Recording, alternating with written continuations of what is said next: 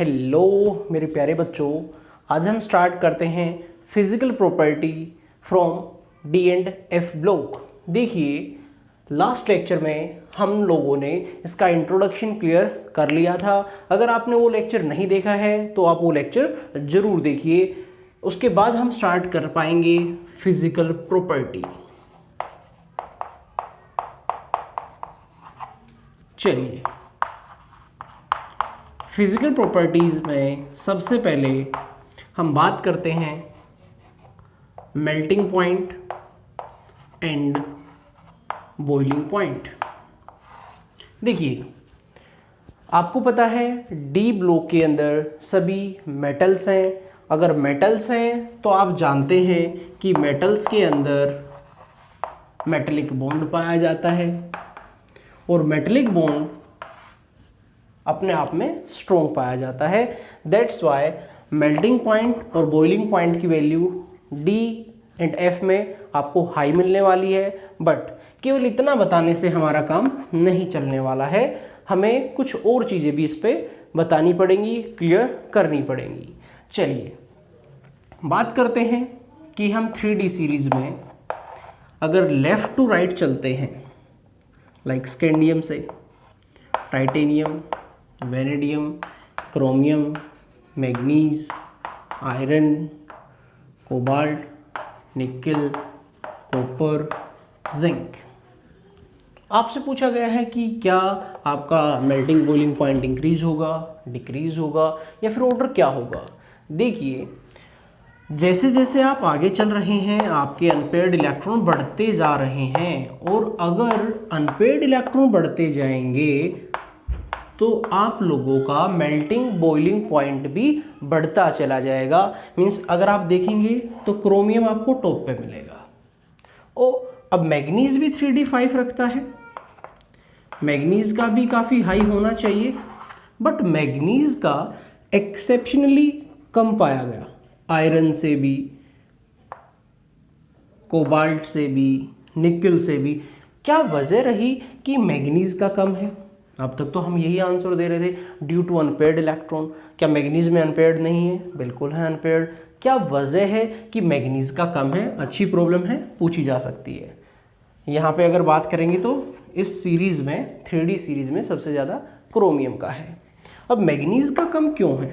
देखिए, मैग्नीज को लगता है कि यहाँ पे जो कॉन्फ़िगरेशन है वो स्टेबल है, और अगर कॉन्फ़िगरेशन स्टेबल है तो उसके अंदर इलेक्ट्रॉन का डीलोकलाइजेशन कम होगा, और इलेक्ट्रॉन का डीलोकलाइजेशन नहीं हुआ तो आप जानते हैं फिर मेटेलिक बॉन्ड भी वीक बनेगा, क्योंकि मेटेलिक बॉन्ड बनता ही किसकी वजह से है? Delocalization of valence electron. अब ये अपने वैलेंस इलेक्ट्रॉन को टाइटली बाउंड करके रखता है, डीलोकलाइजेशन नहीं होता है, मेटेलिक बॉन्ड वीक होगा। मेटेलिक बॉन्ड वीक होगा तो मेल्टिंग बॉइलिंग पॉइंट भी वीक रहेगा। चलिए, अब कभी कभार हमसे पूछ लिया जाता है हाईएस्ट किसका रहेगा? क्रोमियम, नेक्स्ट मोलिब्डेनम, और 5D सीरीज में टंगस्टन। डी ब्लॉक में सबसे ज़्यादा आपको मिलेगा टंगस्टन का। आई होप आपको ये समझ में आ गया है कि मेल्टिंग पॉइंट का ऑर्डर क्या रहने वाला है। चलिए आगे चलते हैं। जो जो प्रॉब्लम थी वो मैंने आपको यहाँ पे बता दी है। नेक्स्ट हम बात कर लेते हैं एटॉमिक रेडियाई के ऊपर। एटॉमिक रेडियाई क्या है? Second property. अब एटॉमिक रेडियस की बात करें या एटॉमिक रेडियाई की बात करें, जैसा कि आप जानते हैं कि लेफ़्ट टू राइट चलने पे एटॉमिक रेडियाई डिक्रीज होती है। क्या यहाँ पे भी वही ऑर्डर है? तो हम एक बार देख लेते हैं। Scandium, titanium, vanadium, chromium, manganese, iron, cobalt, निकल, कॉपर एंड जिंक। देखिए, अगर हम बात करते हैं स्टार्टिंग में, तो आपका जो डिक्रीमेंट हो रहा है साइज का वो लार्ज है। क्यों?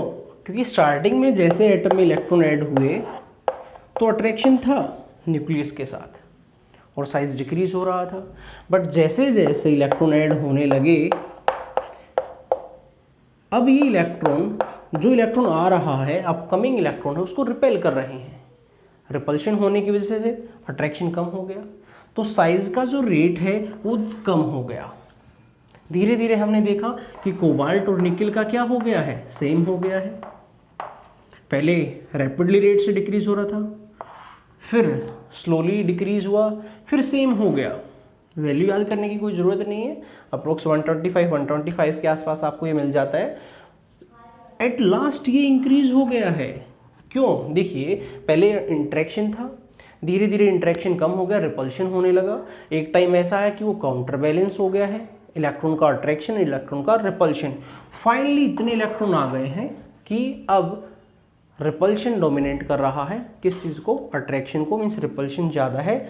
दैट्स वाई यहाँ पे साइज क्या हो गया है, बढ़ गया है। किसका साइज ज़्यादा है? जिंक का साइज ज़्यादा है। चलिए अब हम आगे बढ़ते हैं 3D सीरीज से, 4D सीरीज से और 5D सीरीज से। यहाँ पे 3D से बड़ा 4D हम बोल सकते हैं, यस हो सकता है, क्योंकि यहाँ पे सेल बढ़ गई है। 4D से बड़ा 5D क्या होगा या नहीं होगा? तो इसका आंसर आता है कि 4D एंड 5D का साइज सिमिलर होता है।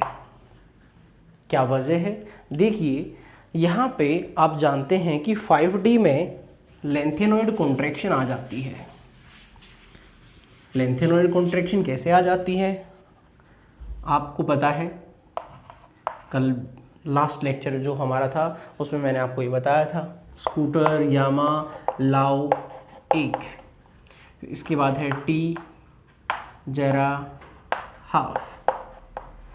यहाँ पे ये जो नंबर रखता है 57